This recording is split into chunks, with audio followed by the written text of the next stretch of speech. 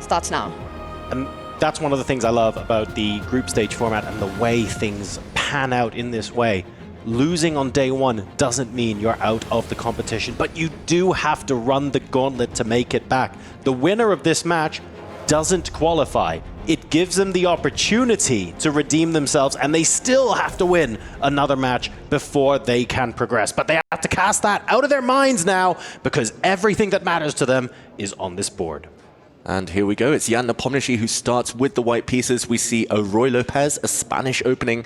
This has been part of his weaponry, his arsenal for so many years. It's a traditional opening, but it's also an opening he played yesterday in his unsuccessful match against Esipenko here. What do you make of it, Tanya? Solid start to this encounter? Definitely. One thing we know about Jan Nepomniachtchi, the position barely stays solid for too long. You know, it's blistering speed for him, but he also thrives under chaos. He likes to bring in those calculations, those complications on the board.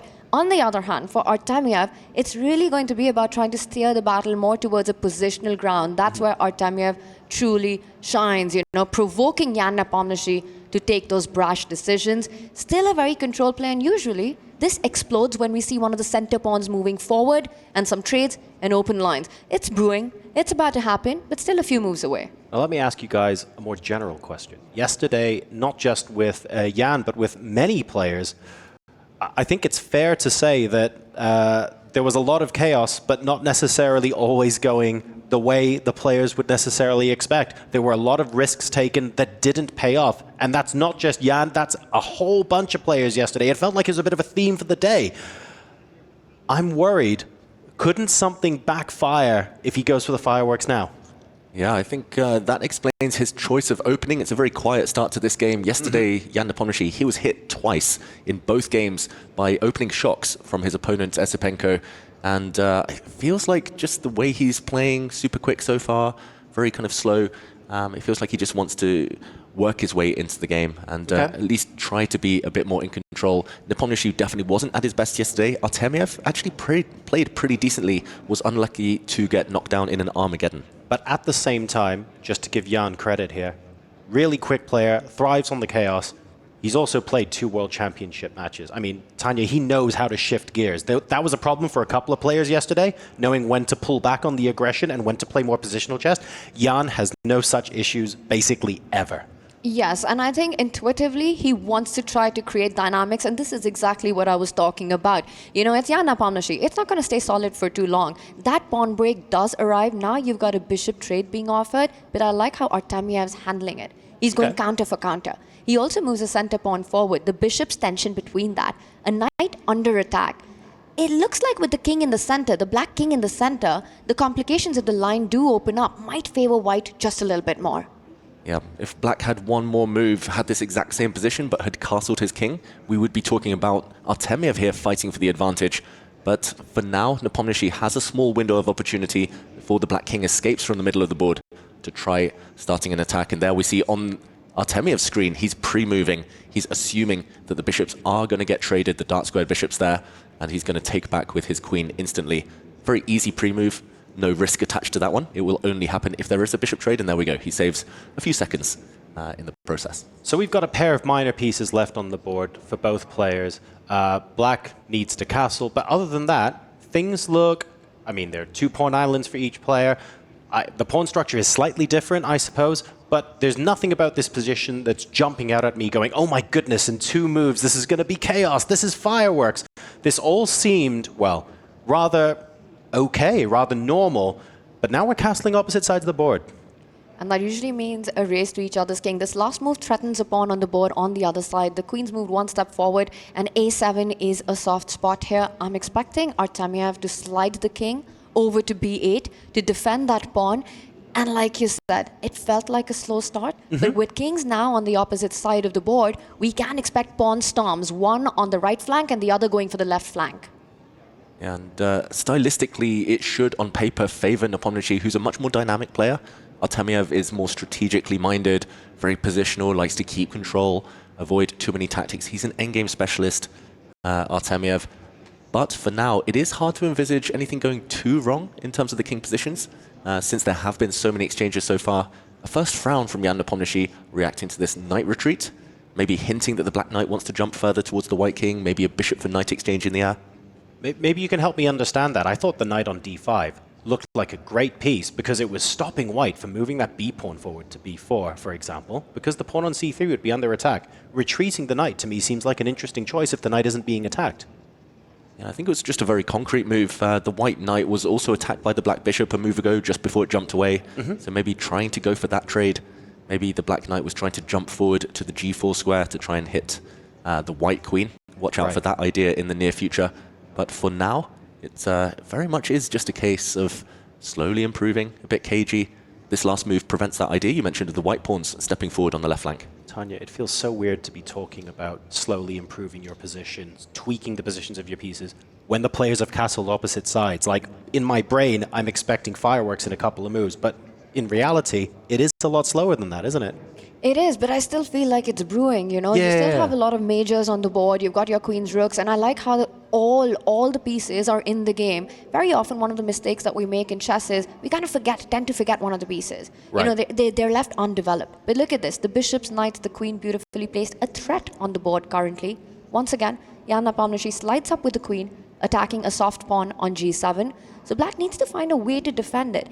And it's not ideal, you know, because you'd either have to make your rook passive or your knight passive. You can't move that pawn forward. The knight on f6 would be hanging. So not an easy decision. I like how Nepomniachtchi is creating a threat every move.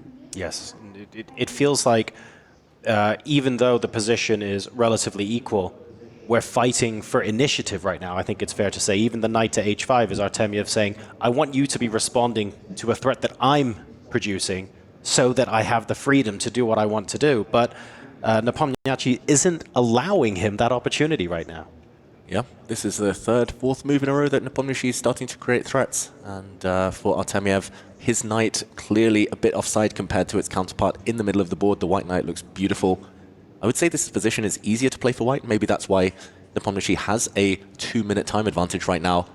But he doesn't repeat moves, Nepomniachtchi. He goes for the black pawn. This is going to tie up the black pieces. It's looking very nice here for white. I love that little maneuver that he's done with the queen in the last few moves. You know, first he attacked the pawn from the g3 square. Then he slid up to h4 and finally getting this on point, again creating a threat, exactly like you mentioned, costing Artemiev time on every single move. And the one thing I'll tell you about Jan Nepomniachtchi, for him, the clock is the ultimate weapon. Yes, like this game has been... Viewers at home, don't mistake when we say the position is slow and positional, we don't mean that the players are necessarily playing slowly. We mean that the build-up to all of the pieces coming off is relatively calm. It takes place gradually over a long period of time, over a large number of moves. But Nepomniachtchi is playing very quickly. He's got an over 2-minute advantage now over Vladislav Artemiev. And even though these are slow, principled moves, he's building up that advantage on the clock. And if you talk to me about these two players before the match here, I would say on paper that is his biggest weapon, Nepomniachtchi. He's known to be a speedy guy, a speed merchant. Artemiev is very good when low on time, but he often does fall into time trouble much quicker than many of his opponents. He's always down at the 1-2 minute mark before the endgame starts. Yesterday, that's what cost him in the Armageddon. I think the problem is as well, like, even if you're amazing with 1 or 2 minutes on the clock and you thrive under pressure, it's very difficult to say you're better with 1 minute than your opponent is with 6, right? No, absolutely. And it is one of his biggest strengths. And I'm absolutely gobsmacked with what has just happened on the board. Jan Nepomniachtchi played 5 back-to-back moves with the queen on pretty much the same squares. And then now he finally decides to retreat with the bishop. And, you know, he made small improvements, not only on the board, on the clock as well, within those 5 moves. He forced Artemiev's rook to a very passive spot.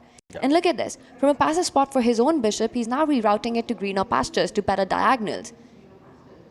Artemiev, meanwhile, does push the pawn to h5, controlling some squares on the right side of the board. And I'm wondering if that light squared bishop will land on the longest diagonal on the board, f3, and then try to create play on the other flank. Yeah, that bishop would be very, very well placed. Maybe with his last move, though, Artemiev is hinting that he might push more pawns forward towards the white king. First, hitting the white queen in the process, the black g-pawn. We're looking at this move right now. This is what he plans, I think, on his next turn. So maybe we'll see Jan Nepomniachtchi try to cut across that. Maybe the white queen will dance a bit more, move away, so it doesn't get hit with gain of time. Yeah, well, finally, we're starting to see the pawn storm come through because since they castled on opposite sides, it's been 6 moves since white hasn't advanced a pawn on the queen side, black hasn't advanced a pawn on the king side. Between a4 and h5, there was a 6-move gap where none of that happened. Now it's finally getting rolling. White's been busy shuffling the queen on these 3 dark squares on the right flank of the board, you know, where it finally lands on the same square thrice already in this game. Queen to g3 falls back, so he moves away from the threat you were pointing out, sort of preempting it. Now black can't push the g-pawn because the knight on f6 will be hanging. So Artemiev, 1 rook tied down, moves the other rook to the open line. And when we describe this position as slow, it's because a queen trade didn't look likely. Maybe now the outline of it appearing. Knight trade didn't look likely. Bishops destined to remain on the board for a while. Rooks weren't looking at each other. So piece trades were not imminent. Oh, I'm trying to make knight trying to make knight checks work on c6. It's a double question mark. That was a blunder. Your idea there, John, was actually very strong. If we can pull up a board and show what was just missed there by Jan Nepomniachtchi, he shakes his head. He realizes he misses it. He could have won a pawn. If we just rewind 1 move, we're looking on the green board here, the analysis board. Knight takes pawn on f7. Would have won due to the other way. Pins. Let's show this. If the queen now, the tension between them, if the black bishop takes this knight, the rook falls and you cannot recapture as the black queen is pinned on the diagonal. And likewise, if you take with the black rook, that knight on f7, then the bishop would fall and white would have just been a clear pawn up. This would have been a winning tactic for Nepomniachtchi, but he missed it. He moved too fast. I was looking at knight c6 checks rather than knight f7 checks. That's amazing. Amazing. He realized immediately, Jan Nepomniachtchi. We saw him shaking his head. He's in the mindset of playing extremely quickly, and his position still looks very healthy, very decent, but big missed opportunity. Could live to regret that one moment. It was that moment, you know, and that's the big question. Will he find another chance? And I think Jan Nepomniachtchi, because he spotted it, and this is the thing about chess, right? If you miss something, hopefully it doesn't come to your head. Hopefully you've just missed it for the rest of the game. It was clear that Jan realized that opportunity is gone. And that's something that can play in your mind over and over again. So Jan needs to keep that behind. It's still a very healthy position for white, but perhaps an opportunity for Artemiev to come back as he offers more trades. That is one of the things I personally find the most difficult in chess. It's so easy to have instant regret when you spot your own mistake, but the goldfish memory has to kick in. Like you say, Tanya, it's so important to cast that aside and go, look, there's an objective best move here. My job is to find that. Doesn't matter if my last move was the best on the board or the worst on the board. Right now, I just need the best move. And we saw a question mark appear next to black's last move as well. A second mistake from Artemiev after that earlier chance. Now he has a dilemma. He wants to take this bishop back with his queen, but there's also a threat of the white rook taking the black knight due to a pin along the g-file. Suddenly, black's pieces are overloaded. If you move the black knight out of the way, then the f7 pawn might be dropping. That is so uncharacteristic. I mean, Artemiev making that first big blunder, missed by Jan, and then just a few moves later, just 1 move later, another second big inaccuracy. He does invite rook takes knight now, and that cannot be a miss. That can't be a blunder. Artemiev, what's the trick that he's got up his sleeve right now? Rook takes knight would be a whole piece up.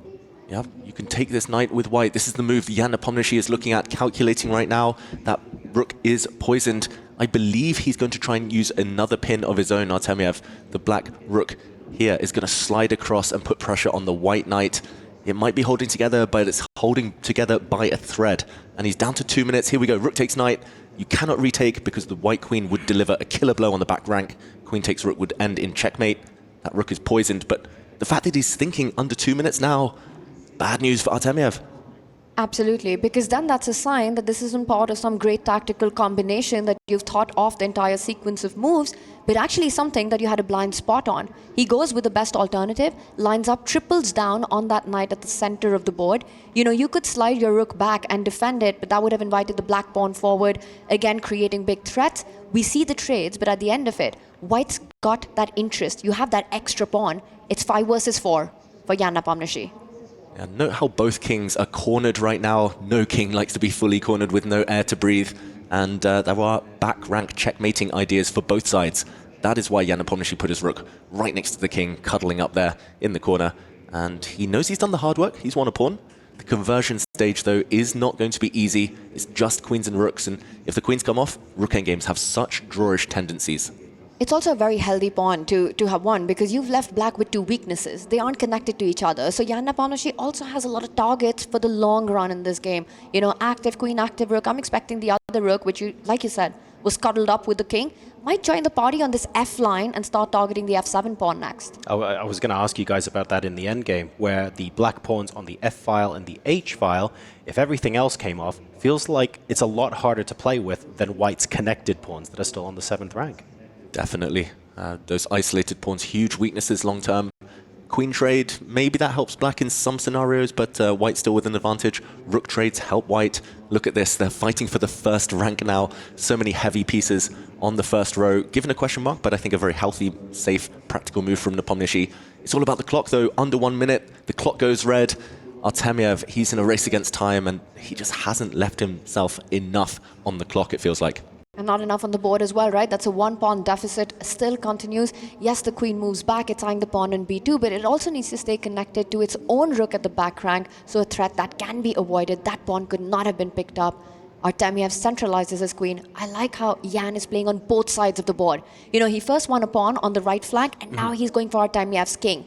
b5 at some point will come on to open the rook lines. Yeah, he goes the other way with the pawn. Either way here, it does look fantastic for white. b5 push pawns. There's another pawn hanging on the edge of the board. The black h pawn could be picked up in the near future. Artemiev, he's just been too slow. He should know that Jan Nepomniachtchi, his biggest weapon is the clock. What Artemiev is trying to create is a threat on that g2 spot next to the white king, trying to get the rook and the queen to combine for some attack. This is playing for tricks, but that's what he has to rely on. Queen trade offered. But Artemiev says, only on my terms. Okay, to take or not to take, that is the question. He keeps the queens on the board, the white rook threatening to infiltrate on the back rank. That would end in a checkmating attack if the white rook gets in, blocked. But it won't be holding the gate here for too long. Get the b pawn up the board. When you're on the attack, you need open lines for your rook. Either b5, c6, these are the ideas that are running on Nepomniachtchi's radar right now. That's the big idea here, isn't it? It's not the fact that the pawn is being given up on b5, it's the fact that if you take it with the a pawn, then the rook can sweep across to a1, and that creates another avenue of attack. Now, in this position, the black queen could technically take that pawn, but if you do that, the rook comes down to f8 instead. Either way, black's in a pickle. He's found it. It's on the board. This is about to be Jan Nepomniachtchi's game, and he does pick it up. It's not a checkmate just yet because the rook could block it, but Jan Nepomniachtchi's seen it all the way through. Now he's threatening a threat on the back rank. Rook d8 coming in. It's game over. The white rook is about to land on d8 and win the black queen. Artemiev only has 20 seconds. He needs a miracle here. He might just be hitting that resign button. Jan Nepomniachtchi has done the hard work. That last rook maneuver, so classy. This is a classic Jan Nepomniachtchi's masterpiece that we're seeing being played out, and that's going to end in checkmate. Queen and queen checkmate coming on next. Jan Nepomniachtchi takes the win. Jan Nepomniachtchi, 2.5 minutes, plays 10 seconds at the end of that blockbuster first game. Draws first blood here. We have checkmate on the board, and vintage Jan. Incredibly quick play, but an incredibly slow position. What a wonderful way to start off his account today. Yeah, that was the perfect match strategy. You can tell he dreamed about this. He planned it the night before. He knew Artemiev is a bit too slow in the middle game. He waited, and when his moment came, he did strike. He won a pawn. He had the time advantage as well, and that just added up to too much for Artemiev to bear. It was incredible to watch. Positional pressure from the start, you know, putting threat after threat in this entire game, forcing Artemiev into those early things, forcing him into passivity, and then when the opportunity presented itself, Jan Nepomniachtchi with brilliant tactical style, keeping the pressure on the clock, keeping up the pace. Just a beautiful checkmating finish right there to start the day. And let's talk about the T word, the big theme in that game, time. Because, look, Artemiev is a fantastic player when he gets low on time, but you have to ask yourself, there were multiple opportunities created by Jan Nepomniachtchi, specifically when Artemiev went below 3 minutes, but that was just the execution. The build up to it, the queen maneuvering, forcing Artemiev to think, that's really what sucked up 3 to 4 minutes of his time. What you saw at the end, the fireworks, that was the result, that wasn't the process. Yeah, you would think actually that Artemiev in this next game needs to be a bit more direct. If the clock is going to be a weakness for him, he needs to make sure the game is in its closing stages when he does drift below the 3-minute mark. They say in chess, especially in no increment blitz chess, that a pawn is worth at least a minute. In that case, it was Nepomniachtchi with the extra pawn and with the extra several minutes. And Artemiev, he needs to learn from that one game. Clock handling is going to be absolutely critical in this game too. For Artemiev, he starts with the white pieces. He needs to make sure that he's able to survive the early onslaught on the clock by Jan Nepomniachtchi. Again, try to steer it towards those positional long battles where perhaps Jan's the one who goes for those complications which can backfire. He tries to enforce them with his own intuitive style. So pull Jan into those waters rather than just going down on the clock and allowing him all over the board. Right, so 1c4. I think the first time we've seen 1c4 on this stream in this event. So a little bit of a different approach to what we have been used to seeing on the stream so far. Let's see what this brings. Yeah, the English opening is a staple of Vladislav Artemiev's diet. He's been playing this for a long, long time. He likes these tense positions, super flexible pawn structures. This actually resembles a reversed Sicilian defense. Exactly the same ideas for both sides. White has 2 pawns in the center on the E and D files. Black with just the 1, but Black has much more active piece play. The white queen now comes out after a knight trade. It is a bit worrying, though, for Artemiev that Nepomniachtchi with Black is playing so quickly. The problem here with such direct play is that sometimes you walk into your opponent's preparation. Jan Nepomniachtchi has played 2 World Championship matches against Ding Liren and Magnus Carlsen. Both of them have this as well in their repertoires. Maybe a bit of a misstep in the early stages. And again, Jan's trying to get his kind of position right. He wants to next push the f-pawn forward, get a big center, f5 coming in next. The rooks are now connected. The f5 pawn will not stop there. He's looking for more breaks. So it feels like Black's the one who's fighting for space here with this last move. Also feels a little bit sort of more advantageous with the white central pawns, one of them weak on d3 as well. Jan should be happy with this opening outcome. The white king moves. That does look mysterious, but there were ideas of a black knight jumping out of the way, tension between the queens, and the black knight hopping in with some nasty checks. That explains the white king sliding into the corner, but not a happy move. That's a very reluctant decision. At least it didn't cost him too much time. Just the 45 seconds there. Shorter thinks than in the previous game. I want to latch on to what you said there, David, because we've had Nepo playing several World Championship matches against this sort of setup. He's playing really quickly. He knows this like the back of his hand. What was the alternative to Artemiev? Like, was going back to what he is familiar with? It's really difficult to imagine that's a mistake. Yeah, it's tough against these world-class players. They very rarely have weaknesses in their openings. To be honest, I don't think that he's even wondering. It's even crossing his mind, Artemiev, about whether his opening was a success or not. He just wants to focus on, at some point, landing a first surprise. He's been able to so far. Beautiful move there from Jan Nepomniachtchi. Big trap on the board. You cannot go and grab a pawn with the white queen, as the black rook will just close the door, slide across and trap you. That might just happen anyway with the black rook.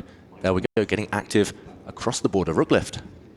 Love those rook lifts, comes in with a threat. Might force Artemiev to place his bishop to defend that pawn. I think the biggest mistake for Artemiev so far has been those 2 big blunders in game 1. You know, the first one was overlooked by Jan, but after the second one, there was no coming back from it. I think at this stage, at the level, at this elite level that the players are playing, that level of inaccuracy, of allowing your opponent to gain material, it rarely goes unpunished. I'm a little worried about the theme from game 1 seeping maybe into game number 2 here, though, because the theme from game 1 was Nepo in the middle game, maneuvering, making these small improvements to where his pieces were, and making Artemiev think a lot. The gap between them is about to increase to 1 minute in terms of time. Nepo's not only playing quickly, he's making small moves, small adjustments, nothing explosive, not offering any trades. It feels like he's just trying to do exactly the same thing. If it ain't broke, why fix it? Exactly. We've sussed out Nepomniachtchi's strategy. It's just a case of whether Artemiev has as well. These two do know each other very well. They've been on the Russian team together for many years, internationals for a long, long time. And Artemiev, former European champion. But, okay, this last move does feel a bit odd. The black rook losing time, going back where it came from. Feels like Nepomniachtchi may be sacrificing accuracy for speed here. Very mysterious to me. You know, in game 1, it was Jan's queen dance, which was shuffling around. And this game 2, he goes for a similar idea, but with his rook this time. What's even more surprising for me is he voluntarily lines it up with the white bishop on e2, kind of inviting Artemiev, giving him that opportunity to push that central pawn, which looks like a weakness to d4, opening up some diagonals for his bishop, but also targeting the black rook. The speed with which Jan chose this move. Incredible stuff. And look at how much of a think Artemiev is in right now. Because Jan basically just said, yeah, this position's screaming d4, why don't you go play it? And Vladislav's sat there going, hang on a second, he can't have missed something that obvious. What is the preparation here that I'm missing? Yeah, I don't think he's missing much. d4 looks logical, it looks strong. He just needs to decide. He actually sets it up. He gets his rook on a line that might soon blow open, but it feels indecisive from Artemiev. I think just, again, he's aware of the clock. He's a minute and a half down. He knows at some point he needs to take action in this must-win situation, but he's afraid to pull the trigger. Is there an element here of, I don't want to do what you're telling me to, essentially, from Artemiev right now? Yeah, chess players are stubborn. We hate we hate walking into the opponent's plans. I'm just amazed with what Jan's done over the last two moves. You're talking about a rook lift. This is a rook unlift. You know, he goes all the way back to the starting square, but it's a way to improve the position. He realized that the rook had done its job there, had no future. He takes it back, connects it to the other file, also defends that a5 pawn. For Artemiev, I really think he needs to take that chance. At some point, you have to blow the center open. And I wonder if that was a bit of a missed opportunity there. I thought we would get the queen back to b5 for a second so that we could have rook a6 again just for the lulz, but that doesn't happen. We've got a rook on the c file now. Still no d4 from Artemiev. I refuse to do what you are telling me I should. Yeah, sooner or later, though, if he wants to take any action, he might have to blow open the center, Artemiev. He just wants to make sure he does it on his own terms. He needs, though, to keep time in the bank. He's under 6 minutes. Nepomniachtchi is just playing super safe, super stable maneuvering moves. Look at that. The black rook's gone back to the corner. The black bishop's landed back on its starting square. He's just waiting for the action to unfold, and he knows the extra 2 minutes are going to count when that happens. And that's the key, right? He's doing it so fast. He's forcing Artemiev to take his time because the ball is in Artemiev's court to try to make this position chaotic to get his winning chances. You need to, at some point, be able to do that. Meanwhile, Artemiev, no d4 still on the board, does get the queen back to the square where it's hitting the b pawn. I don't know how much of a threat it really is with the bishop lined up on d5. It feels like it's got to be defended indirectly, picking that up, knight d4 jumps in the air. So perhaps a threat that for now can be ignored by Nepomniachtchi. Yeah, that white queen might just find itself trapped if it finds the courage to go and grab a pawn.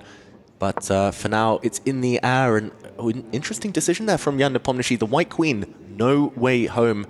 Here, Artemiev might be forced to try and blow open the center before his queen gets trapped.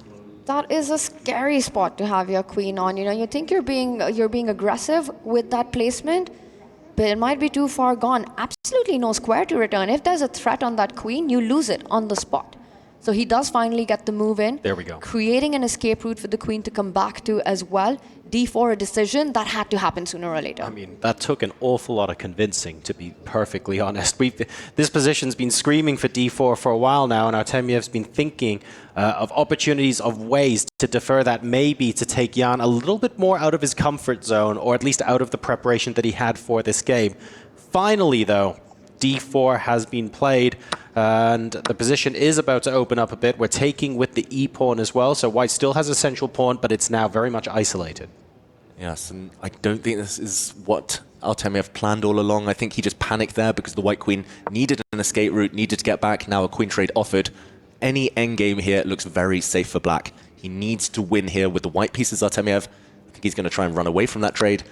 Oh, he does go for it, but now the white isolated pawn in the center, the white d-pawn, is going to be such a weakness long term. Easily blockaded. That means that the white dart-squared bishop as well, eternally trapped. This is just beautiful for black, right? You've got that bishop you pointed out. The knight from e7 can maneuver itself to certain squares like the f4 one, start targeting the g2 pawn as well. Knight g6, knight f4 is an idea that comes to mind here. First, he just consolidates the position of that bishop in the center. A power piece. If anyone's pushing in this endgame, if anyone's got the edge, it's got to be Jan Nepomniachtchi. And to say the least, he needs only a draw.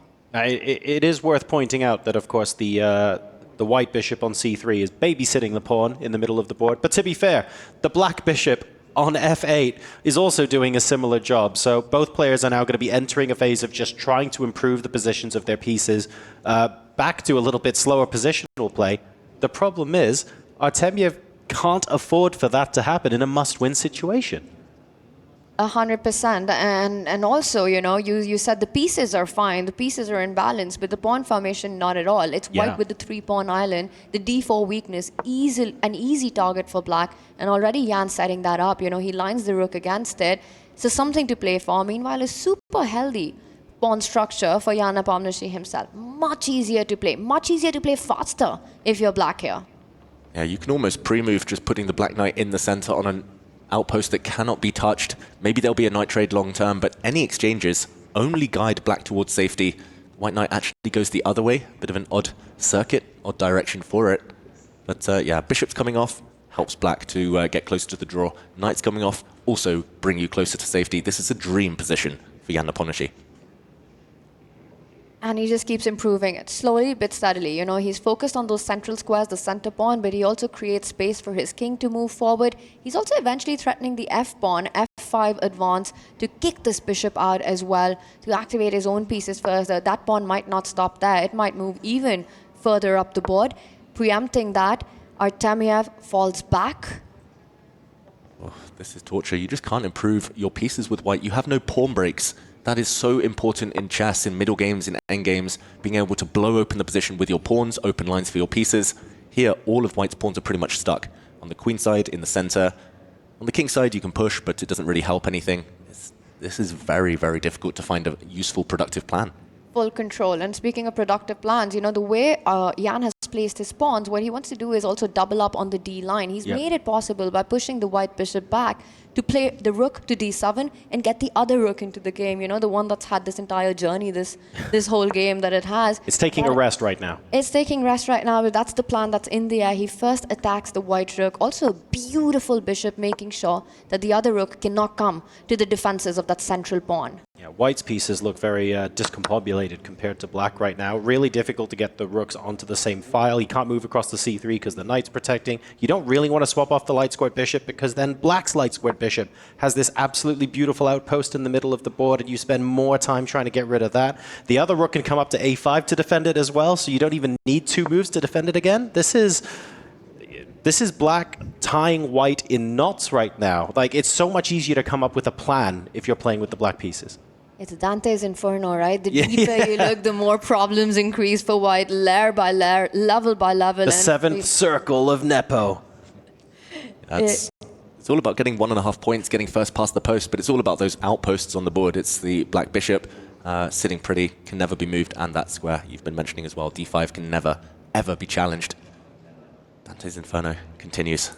It does the suffering for white here, and to know that you need a whole point, you need to find winning chances. How do you even do that? I mean, you mentioned breaks. The only idea that comes to mind is on the right side of the board. For Artemiev, you have to think about start advancing those H or G pawns to create weaknesses. He first improves the position of his rook. Okay, let me ask you guys maybe a bit more of a tricky question. Black's got all the outposts, right? Absolutely beautiful. He can choose to put a knight on d5, a bishop, do whatever he wants. But that in itself doesn't win the game. You have to turn that into the winning advantage, right? Into the final push. Where is that turnkey moment for Nepo here? Well, I don't think he needs to. I don't think he'll even be looking to. He's just going to improve his pieces. He's going to sit. He's going to maximize. He's going to put his king on a better square. Right. His rook's now perfect. And then he's going to say to Artemiev, you need to win. Come at me. You've only got 2 minutes on your clock. So what you're saying is the clock is the turnkey that Nepo is using here, just like in game number 1. Exactly. Consistent strategy. It's paying off so far. His whole career, not just here at the EWC. I mean, we've seen Nepomniachtchi constantly put pressure on the clock. That's really part of his game plan, regardless of where he's playing, who he's playing against. The one drawback of that sometimes is that he tends to rush a decision, and then that blind spot happens where you might miss it. But the problem with what we have in front of us is missing something looks impossible here. It's such a beautiful in-control position where everything's just defended. So, for Artemiev, he almost needs a miracle to equalize this match and take it into an Armageddon. And Artemiev's move there, the previous turn, the white rook sliding across, was given a question mark. It's simply because that's a blind alley. You can go up a couple of squares with the white rook, but that's just a one-move threat that will be easily defended by a black rook. And, okay, it's going to happen. It's unfolding on the board. That white rook just looks a bit silly now. Doesn't really have a purpose. White cannot improve the other pieces. He's just trying desperately to seek some ray of hope, but it just doesn't exist here for Artemiev. And the clock goes tick-tock, right? 1.5 minutes now to him. And it's easy for Jan Nepomniachtchi to continue that improvement path. That knight from b6 can eventually land on the c4 square. A nice juicy spot. And it's not going to be easy for Artemiev to defend his counterpart, the pawn on b2. Now, to Artemiev's credit, he's looking for ways that all of his pieces can be somehow involved in playing some sort of threat. Maybe that rook lift is going to go some way towards planning a knight c1 after the king moves across to stop the back rank check or something like that. I don't know. He's looking for more active pieces, more active squares for his pieces, but at the same time, it feels like a series of very isolated threats. It doesn't feel like there's much harmony among the pieces. There's no natural follow-up because look at the rook on a7. How can that work with anything else? Well, he's trying desperately to break through here. This is a pawn sacrifice, that pawn likely to be captured. He's just throwing that pawn away because it was tying down the white knight anyway, and the white knight wants to use more active squares. This is pure desperation. This is his last roll of the dice, Artemiev. It's 1 minute against 3.5 minutes, though, and he's about to be a pawn down. Yeah, this is panic, right? And you can take that pawn, it won't be the only pawn. Once again, the b2 pawn hanging can be picked up on the next move after that. It does take Jan by surprise, you know, so that could be a plus of this last move that Artemiev played out on the board. As Jan, he thinks I'm expecting him to take a couple of seconds and then eventually capture the pawn. For white to jump with the knight to the center of the board, yeah, it's really hard to play this position when you know a draw isn't enough. You have to make those objectively bad decisions just to keep practical chances alive. Yes, and it's a very difficult thing to do as a chess player, right? This complicates things. I know it's not the best move, but it's what I have to do to give my opponent the maximum percentage chance of doing something that goes wrong. I will also say that Artemiev has, I would fear Artemiev's poker face because his facial expression has been completely the same, whether he's at 1 minute or 9 minutes. You can see his eyes constantly darting around. The calculation never stops. This last move, given a double question mark, a huge mistake. That could have been the last opportunity for Artemiev. The white knight should have actually, from e2, should have gone back to kick away the black bishop. It was a bit of an odd move, knight retreats, but now the white knight doesn't really achieve much. Nepomniachtchi back in full control. He didn't go a pawn up, but he soon will. The black knight about to grab a pawn on b2. It actually goes the other way. A bit of an odd decision, but he wants to land a check with the black rook. He's closing in for some potential drawing ideas with some checks here. He just wants to wrap this game up. He's not playing for the win, he's playing for the match win, and not just the game win here. So the king falls back, attacks the rook. I mean, I have to say, from a mat strategy, this has been flawless by Jan Nepomniachtchi, you know? Coming in with that first game, playing with the white pieces, maximizing all his chances on the board, getting that beautiful checkmate in. And with black, such a controlled performance in this game too. Yeah, already a silent draw offer. The black king has just moved back and forward. He's offering to repeat the position. Nepomniachtchi, of course, Artemiev will not agree to that. Instead, moving his own king forward, but 33 seconds. How on earth are you going to win this game with just 30 seconds on your clock? Still a packed board, still level material. Black has protected everything. I expect here Nepomniachtchi to continue just waiting, putting pressure on that clock. I don't think you do. I mean, this is incredibly hard. And now Nepomniachtchi not only putting pressure on the clock, but on the board as well. He brings that rook in, slides it to the first rank, threatening some knight checks, forcing the white king. And look at that. Every single move, a draw offer by Nepomniachtchi. An offer to repeat the position, something that Artemiev would love to do, being worse, but just can't afford to do it. A big decision there. A rook trade was offered. If you'd recaptured there, the white pawn would have become very, very strong. So now the black king, will it continue to move or will this check be blocked? Nepomniachtchi's lost a bit of control. He's going back with his king. This is the best position Artemiev's had in a while, at least in practical terms. But 23 seconds as a knight trades off the bishop. Black rook goes behind now to remove white's very strong pass pawn on d6. And it looks like he's guiding it towards safety yet again, Nepomniachtchi. This is 100% the best position Artemiev had. He's now going for the other pawn, and if the rook joins the party, there can be threats against the black king. This has just gotten messy. 17 seconds on the clock. Wow, if the times were level, if the clocks were level here, it's a great chance for Artemiev. He's fought so hard in this game. The white knight looks actually very tricky, hitting the black rook, threatening some forks in the air. But just no time, 13 seconds. Against a minute. Surely now it's hopeless, and a draw by agreement. Artemiev gives up his chances and leaves the competition. The match score 1.5 to 1/2. That is enough for Nepo. The draw was offered. Artemiev accepts it, knowing that that is match defeat. Nepo reigns supreme and will advance. Artemiev will therefore be the first player to have his key crushed on this ace stream.